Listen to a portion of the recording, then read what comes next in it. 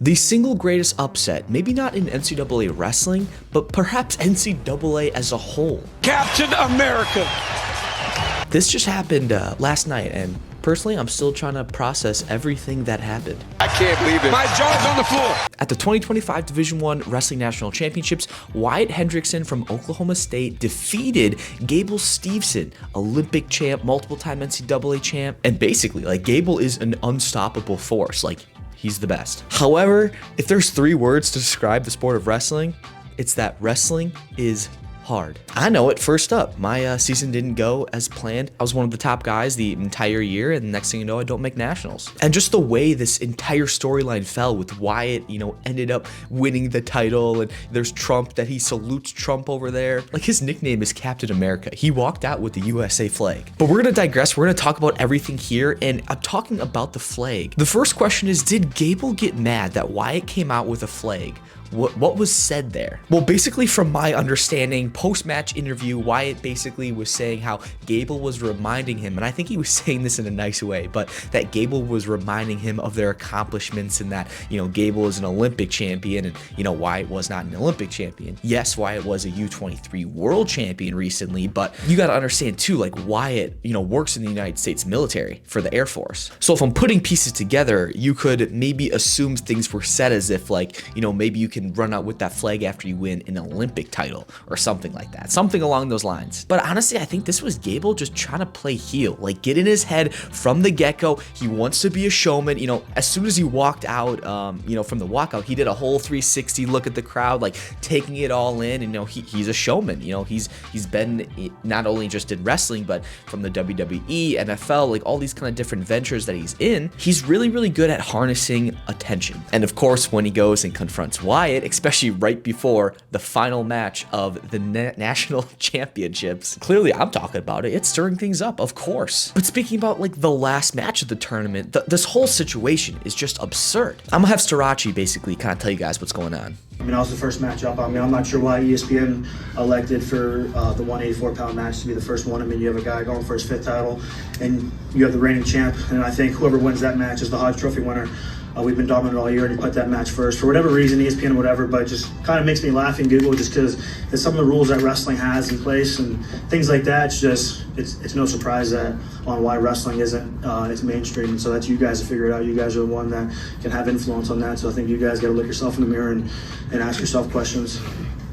And to be fair, I completely agreed. So Starachi and Parker Keckeisen, both of them are returning national champions. They were meeting in the finals, and basically whoever would win that final would be the Hodge Trophy winner, which is basically if you guys know football, that's like winning the Heisman. And having that be the first match instead of the last really did not make sense at first. Now, just like me, even Bo Nickel was saying, guys, think about it.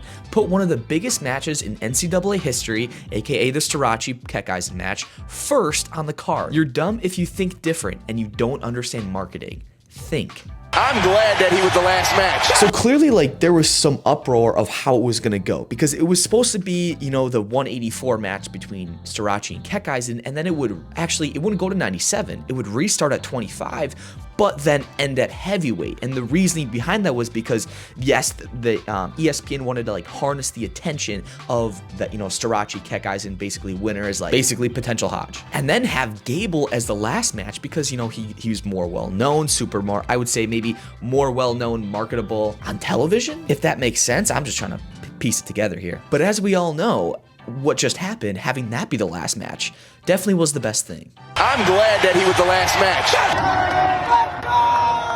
And Jordan Burroughs was defending the start times the entire time, so of course it worked out for him. And you gotta think, does now Wyatt Hendrickson, is he in the Hodge contention? A huge pivot. I'm telling you, 99.999% of people did not think that Wyatt was going to beat Gable. It was literally think about immovable object, Hendrickson, unstoppable force, Gable Steveson. Both of them are undefeated this year. They have not matched up. But even Wyatt this year, he puts people away.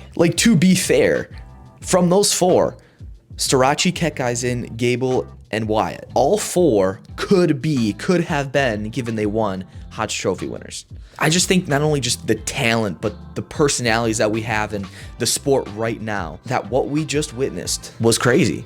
And, you know, even thinking back on what Storace was saying, you know, like, no wonder wrestling is in such like a bad marketable way. No wonder it's not mainstream. We definitely gotta just talk about this more. So like we know, Trump was there, and basically like a decent amount of people were still not happy that basically like Trump was taking time away of the wrestlers because it should be all about them. And I'll read it here. All politics aside, it pisses me off that the crown jewel of our sport, an event that should be focused on the warriors putting it out on the mat, is being made secondary to the appearance of someone who doesn't give a crap about our sport. It's supposed to be about the athletes. And then Justin replies here, I agree with you, coach. These guys have worked hard to get to this moment. If the president of the United States wants to be there, it's nice because it raises awareness of these athletes and the sport. But don't come after a match. Get there early. Don't be the story. Watch the stories written.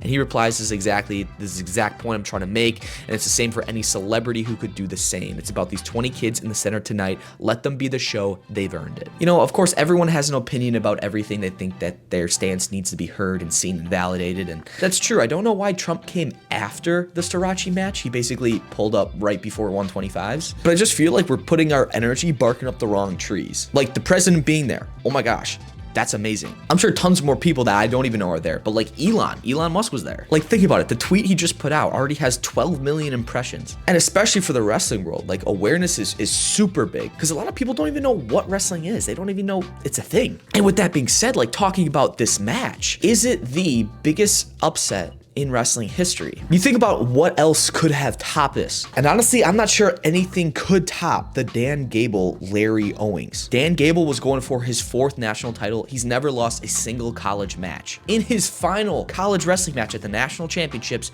he lost to Larry Owings. I think the only way that it makes sense for this upset, you know, to be more of an upset is that Gable was an Olympic champion. Dan Gable wasn't Olympic champion yet. But is it the biggest upset? Is it the second? It doesn't really matter. Wrestling is just crazy. And you know, for Oklahoma State, and this being David Taylor's first year, like this is what he had to say after Wyatt's win. That was crazy. I just think this is a sport where, you know, everyone's got a chance. You just got to believe. You got to believe, you know, and I mean, it's easy to get caught up in what you can and what you can't do. And, you know, Wyatt believed. And honestly, not one time this year did we talk about wrestling Gable. You know, from the moment he got there, you know, was just, let's just become a better wrestler. You know, like everyone knew Wyatt for the pinner. You know, and he was great, prolific pinner. But he was very sloppy, made a lot of mistakes, you know, and that's what costs him in these tournaments. You get hurt. I told him when you get here, I said, I'll have a plan for you. I'll keep you healthy, and I'll get you at your best in the national tournament. You know, and I think this whole year, I mean, he bought into that. And I think that was a big deal for him, you know. And this summer when I was training, I was able to wrestle him, and back then I could still wrestle him a little bit, you know. And but then, you know, he got in shape and he cleaned some things up, and you get a 260-pound guy like that that's motivated and hungry with that kind of athleticism, that starts to learn his technique and starts to dial things in and really focus. You know, anything could be possible, and that's really what happened tonight. And he gave himself a chance, you know. He had a chance, and I just said, all right, well, you got to keep him reacting. And when you go, you got to get 2 hands to the leg, and you're going to have to fight for the finish.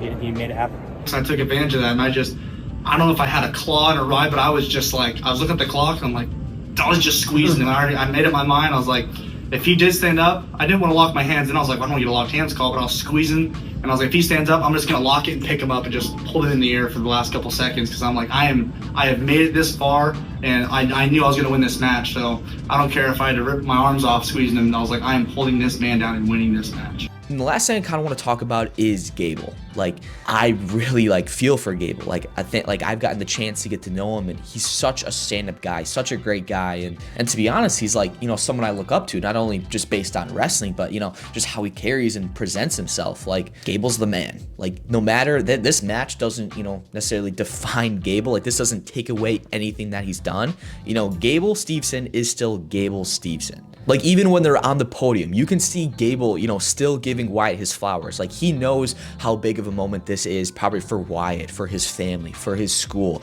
Like, this, you know, this is a big deal. And for Gable to still be there, you know, on the award stand and, you know, showing his love for Wyatt and everything that happens in your life. Like, these are moments that aren't on the wrestling mat, but they speak to who you are as a person. But big congrats to Wyatt and the team, and I mean, just everything, that the whole national championship, this was a phenomenal one to watch. And, you know, if this doesn't make you a fan of the sport of wrestling, I don't know what will. bands. Let me know if you on skate. Rollin' with a gang. Tully, man, you shade. Told it with a gang.